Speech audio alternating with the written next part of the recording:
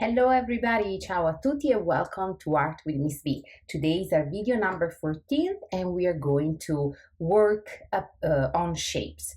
Now, if this is the first time that you watch my channel, I really encourage you to start from the very beginning since I dedicate 2-3 videos and so 2-3 practice on each element. So starting from lines and then colors and textures, value through colors and black and white, and now we are on shape. If you don't want to do it and you just want to have this kind of you want to try some practice with me, maybe you can watch just the video 13, which is our first practice about shape, because today we are going to use the same paper. Now, if you practiced with me last time and you used just one small piece of paper, you will use the second one today. But if you did it like me, because I had a big piece of paper, 12 by 9, and I folded in a half so we can keep the practice on the same paper. So last time we did geometrical shapes, right? We learned how to trace geometrical shapes and how to use them to create an abstract design that then we painted with watercolors and we outlined with black Sharpies. For today's practice, I would like to use a colored pencil because mostly when we do practice on the same paper and about the same element, I really like to do a little bit compare and contrast at the end. So if we can contrast also the technique that we are using, so we switch from a water media when we use the brush to something that is dry and we can control very well, which is colored pencil, I feel that the exercise and the practice has more sense to you and it will invite you to more critical thinking process at the end. So I will put everything in the description box, so read it yourself or have your parents or someone who is guiding you through these classes reading for you. Prep your material, pause in the video, and then when you're ready, you're gonna start to practice with me. I'm gonna switch the camera so you can see my hand and we can do this nice, colorful, relaxing, and stress-free practice together. Okay, friends, here we are. This is the paper that I used last time. As I told you, if you get it, grab it from your folder and you're gonna use the other half of the paper. If you use just one paper, because it was already small, you will get a second piece of paper the same size, and that is not really a problem. Here are my colored pencil ready for me, and you can use colored pencil if you don't have them available. You can use crayons. I really encourage you to use something that is opposite from the other practice. So this was a water media when we blend the watercolors with water, and we are gonna use a dry media.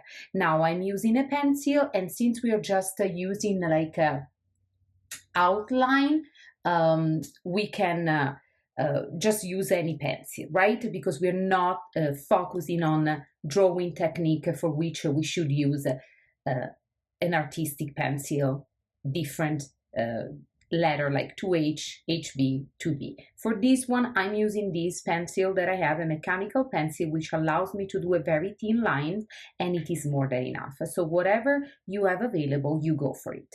Now with your geometric shapes, you know, we know our geometrical shapes and we know how to create a design. Today we're gonna challenge ourselves, because the organic shape basically are everything that is not geometric. So I will start looking at the space that I have available, and please feel free to copy me and follow my hands, or if you are more of an advanced student and you just want to practice with me because you like the way that I pace the video, just make sure that you make a more complicated or a more sophisticated design, and you push yourself as much as you want, as much as you wish, because you know that you can do that, okay? Okay, let me start. Let's see. I'm gonna just move my pencil around the paper, doing a curved, nice, smooth line. I go slow because I want to have control over my hand. Remember, friends, as I always say to my students, if you go too fast, you're not going to have control of your action on the paper. So move slow and carefully follow your hand on the paper. Keep going. Now I have this beautiful, beautiful spot. I'm going to make another one, and I will overlap, because then I want to make it something very interesting to color. And if I have some overlapping, of course, that overlapping will allow me to be more creative when it's time for me to color. I'm gonna close it actually like this. Then I probably want to add maybe some natural shapes, which is still organic, like for example, something that reminds me about leaves or whatever. So I'm gonna go on the back because I want to fill this space a little more.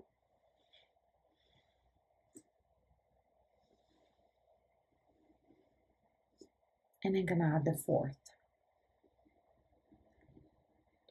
I think that I might go inside and create some overlapping as well in here. For example, these leaves, I'm gonna put it inside, connect this one, and connect this one. Very good. And I think that I'm happy with the shapes that I have and with the design that I create. As you notice, I started from the center of my paper, and then little by little I feel like I kept filling the space around. This is a nice technique that will allow you to utilize the space in a balanced way, which means that you have a little bit of design everywhere on the paper. And now, have fun and let's start to color. Once again, the choice about colors is yours and yours only. You do not have to copy my color palette. You can if you want, and if you wish to do so, you can get inspired by it, but you can definitely do you.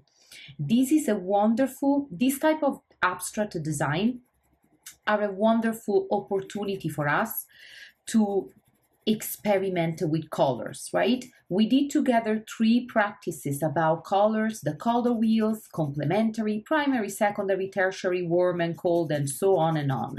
In these practices, you have the opportunity to experiment what you learned previously, to see what type of palette might work better or worse, what type of colors go very well together and what type of color instead don't go very well together.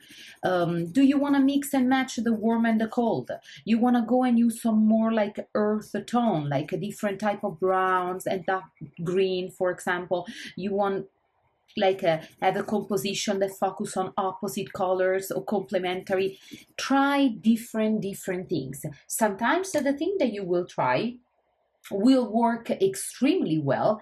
Sometimes they won't, and it is perfectly okay. Remember that these are practices, and practices are meant to be also a little experimental, right? So mostly for my young students or the very beginner, if the project at the very end doesn't look exactly as you picture it in your mind or doesn't look exactly as mine, there is nothing to be upset. You should feel still very happy and accomplished because you'll learn something more, something that you might want to repeat again, and something that you might don't want to repeat again because it didn't work out the way you wanted. So these are all mental notes that we take and we keep in our mind every time that we create something. We have to take a moment at the end to look at it and ask ourselves questions about, do I like it? Yes, no, why?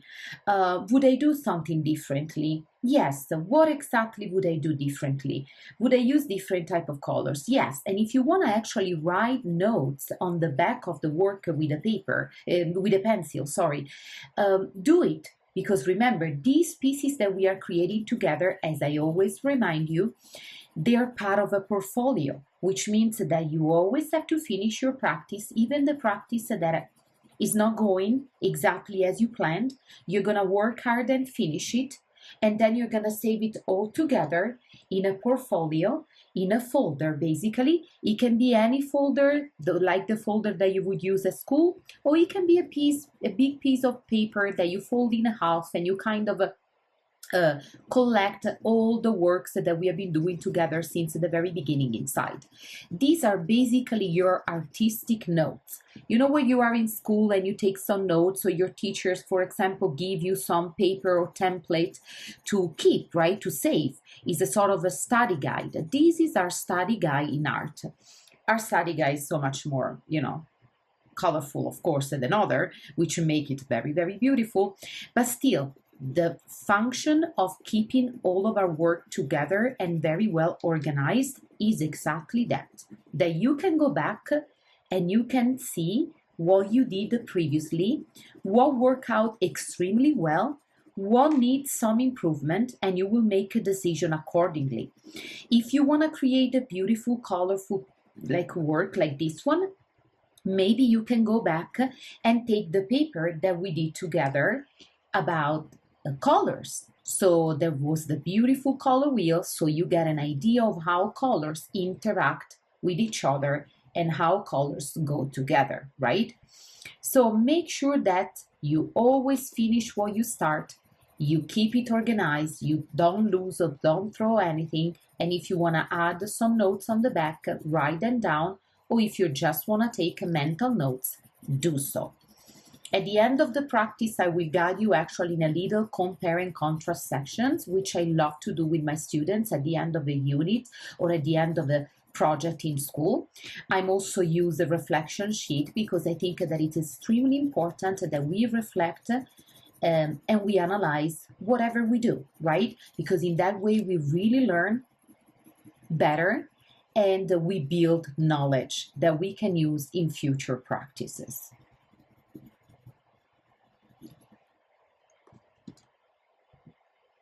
I'm going to, let's see if I'm gonna switch with the warm and see what happens when I put it next to the very, very cold, like the blue.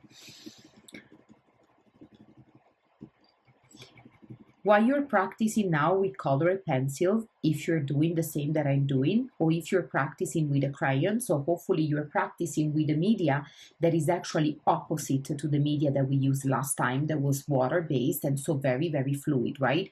You will notice that there is more control, right, on a dry media. If you're a very young student and a very beginner, I always insist and stretch the importance of the good coloring technique. We don't want to scribble in every direction. We want to keep actually one direction, following a little bit of shapes, right? So if our shapes turn right, we will do the same with our hand strokes.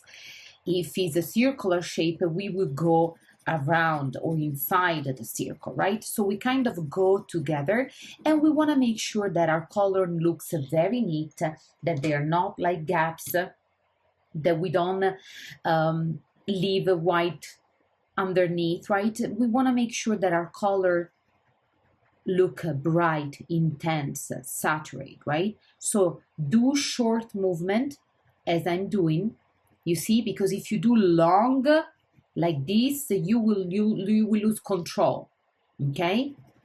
So make sure that you go with short movement, little by little, fill in the space. Every time that you get tired, because this is an exercise for our hands, right? You stop, you take your break, you pause the video, and then you keep going. I always say to my students, when you get a little tired, take a little break, 1-2 minutes, and then you will go back and practicing. I rather have the students take a little break and then resume to do a very good quality work than having them scribbling because they are tired. So if you feel that you're getting a little tired, just take your break and then resume your work. But you always want to really do your best. So you want to make sure that whatever you do is an expression of your best.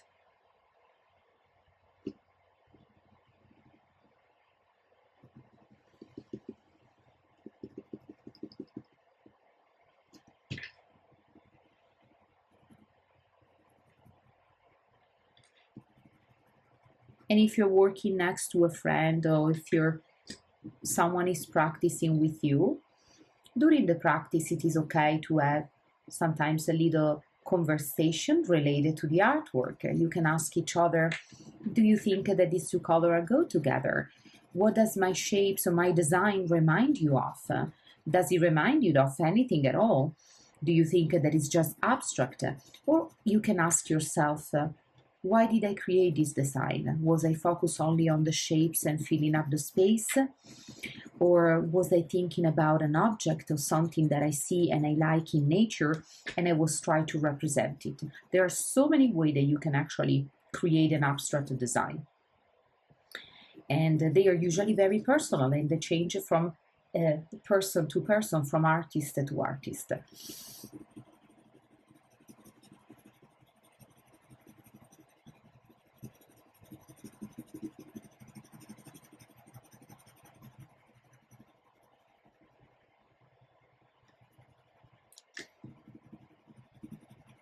If some music inspires you and help you to stay relaxed and focused, you can also do so.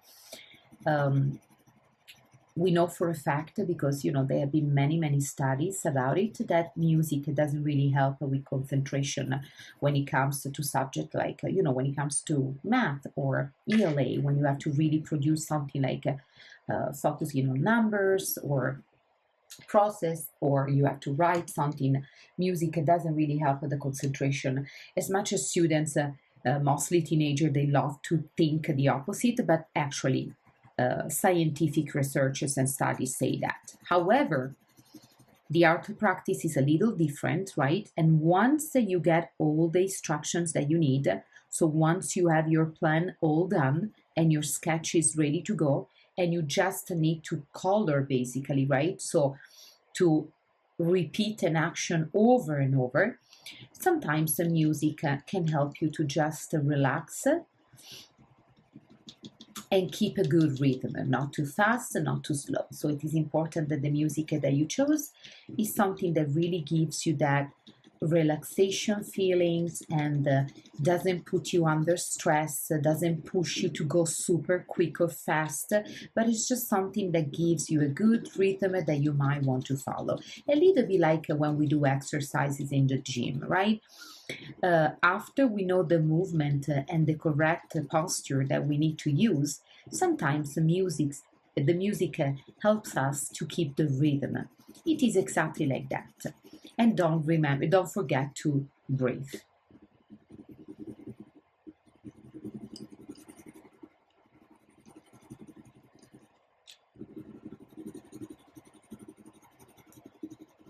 Keep doing your short movement, so you're gonna make sure that you feel the space properly, so you don't have to go back and retouch because you don't have any wide gaps. I know that for my very young students and very beginner, it is a challenge, but is a very good challenge, my friends. It is so important to acquire a very good coloring technique, not only because you're gonna be able to create a beautiful artworks that will really make your heart feel full of joys and happiness and pride because you created something outstanding, but also because it's such an important fine motor skills that nowadays, because of the technology, we are risking to lose. And remember what I say, that the fact that we have now other tools and technological tool, it's something that help us in many practices and can support us to go beyond their limit and create something that nobody created before, because these technologies maybe were not available before. However, that doesn't mean that we have to lose our fine motor skill. We should always build up on skill and keep adding on top. We should not replace our skill. We should not lose the skills that we had before. So keep practicing and keeping your fine motor skills sharp, your critical thinking skills sharp, and you will be able to use the technology to support your practices even more. But you will master at that point your fine motor skills and also the technological skills that you're acquiring. So do not lose skills, but just add them more. I want to close with the same that I use over here. So there is a little reference, like a start and an end point to me.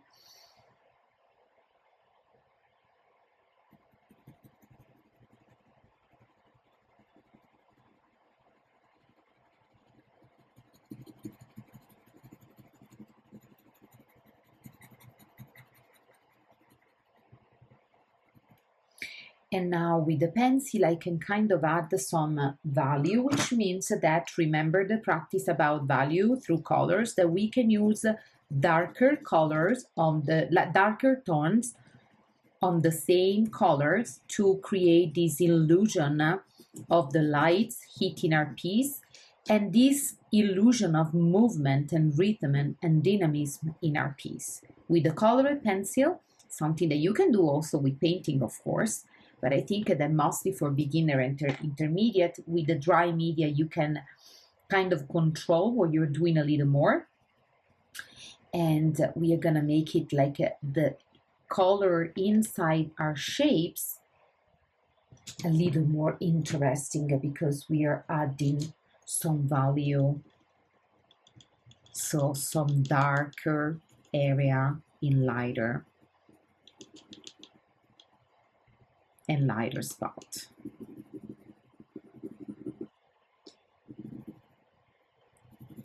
And if you want, you can play around and you can even mix two different colors and overlap them and see what happens. As I say, use this practice as really experiment, right? So you really get the best out of practice, not only about the shapes, which was the element that we were focusing on, but we are reviewing value, we are reviewing the color palette and the color theory, and you can really get the best out of this practice. As you notice probably by now, all the art elements are very, very, very connected, right? And the elements support each other in order to kind of convey meaning and represent the principle of art and design that we are going to discuss in the future. So there's going to be some focus on the principle as well. So when I say, for example, this composition is balanced, or there is an emphasis, you will know exactly what I mean, because we will be able to learn and talk about the principle of art and design as well. Now that your foundations are so strong because we did all the elements. Very nice. I love this bright green. Very, very nice.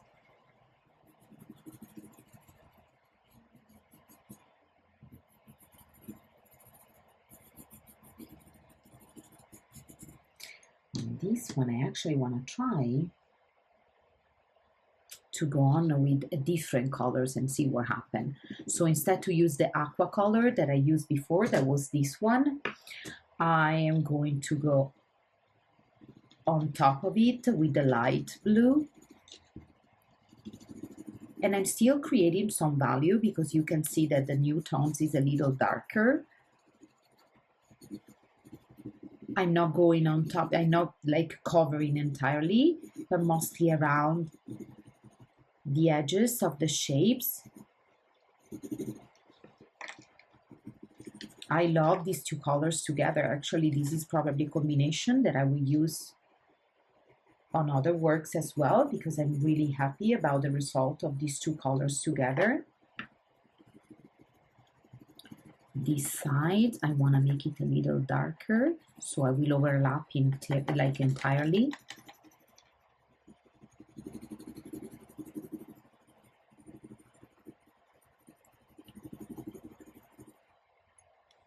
Put that away, and a little bit of this on top as well.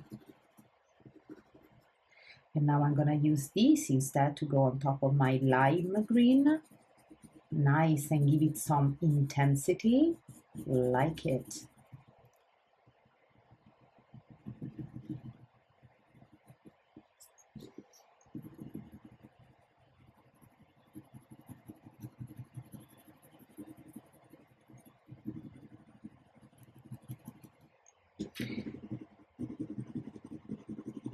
And on the other lime green leaf.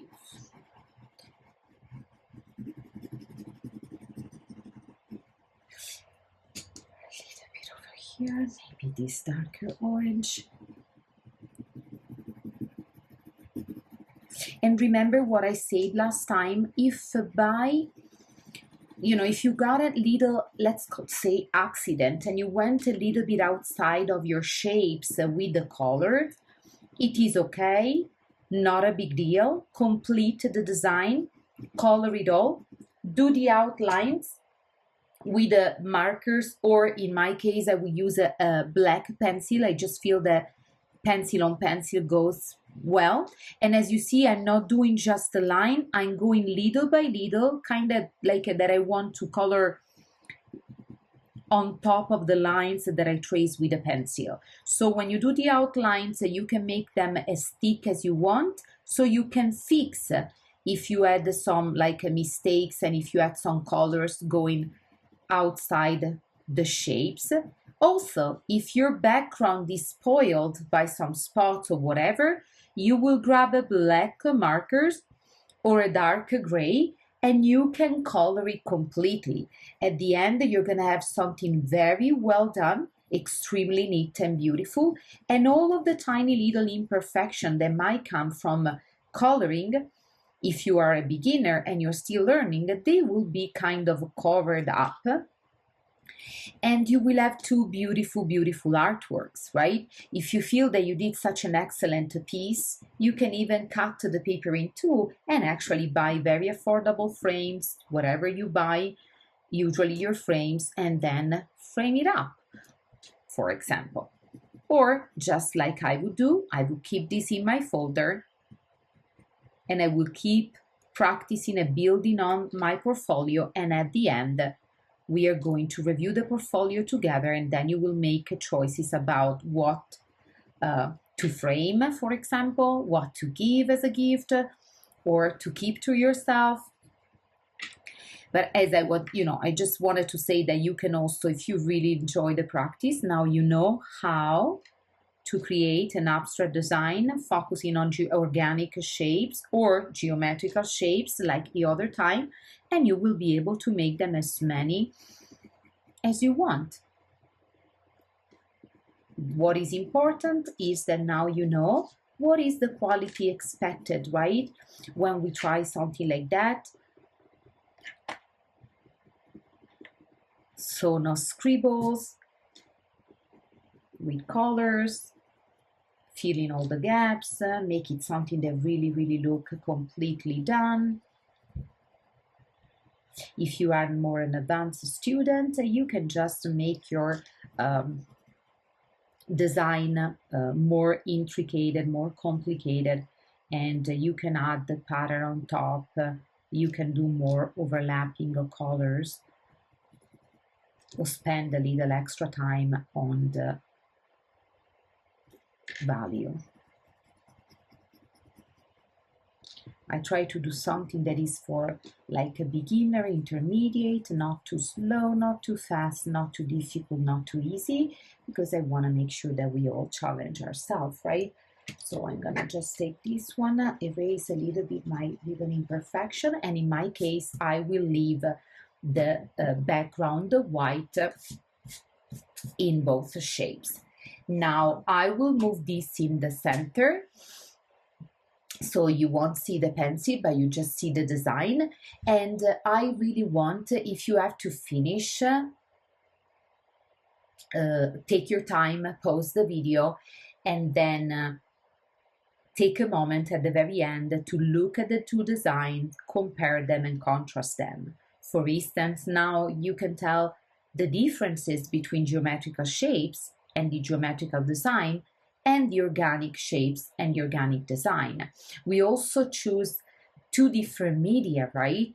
This one I painted with watercolors, so if you use the same media, the same technique that I used, you also painted with a water media, something that blends in the paper in a different way and that can give you very saturated colors, right? And then we use a black Sharpie for a thick outline at the end. In this practice today, we use instead a dry media. I use colored pencil. If you use colored pencil, like me, or even crayons, you will notice the difference that you can control this media more, right? Because it's a dry media, you move your hands and the colors will appear on the paper exactly based on the movement of your hands. Sometimes when we paint, the colors kind of take its own control. So this is why it is important to figure out the right amount of water that we put in the color and also the right amount of pressures. In this one with a pencil, the practice that we did today, we also learn and we could experiment a little bit of giving some value, so darker and lighter spot, mixing a couple of colors and work on our surface in a different way. So I really hope you enjoyed the practice. I'm gonna switch the camera for a goodbye and a few reminders, and thank you so much for practicing with me.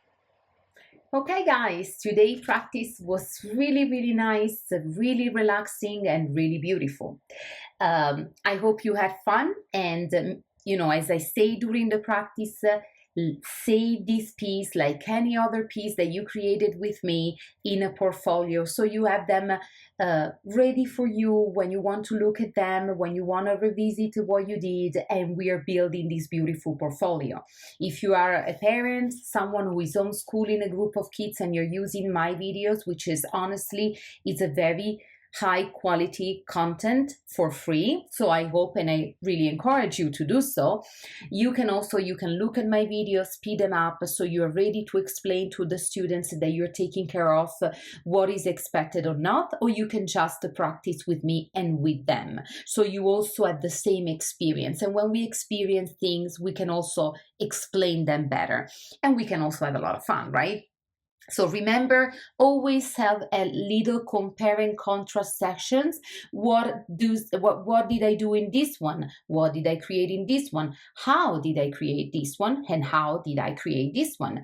What do I see that is kind of similar? What do I see, if any, similarities? So what do I see that is completely different?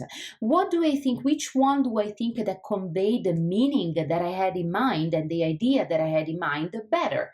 The organic shapes using a dry media like a pencil, or the geometrical shapes, creating this design and painting it with bold black outlines. So ask yourself questions, because the art practice is meant to support your fine motor skills, but also your critical skills, right? And this is very important that we always think about what we did and we discuss it together. Or if you're by yourself practicing on your journal, make sure that you use the pencil and you write the notes on the back of the practice, because these are important notes that you are taking, okay? So I see you next week with another video. I think that I'm gonna have a little surprise now that we finish basically all the practice, the formal practice on elements. I want to give you some nice relaxing mindful practice. There are practices that I like to do in school after we complete a very hard unit or a very formal practices or training. I like to break it up with something instead that release us from some responsibility and kind of give us something more on the social emotional level. So I will see you very soon, and enjoy your day. Ciao a tutti!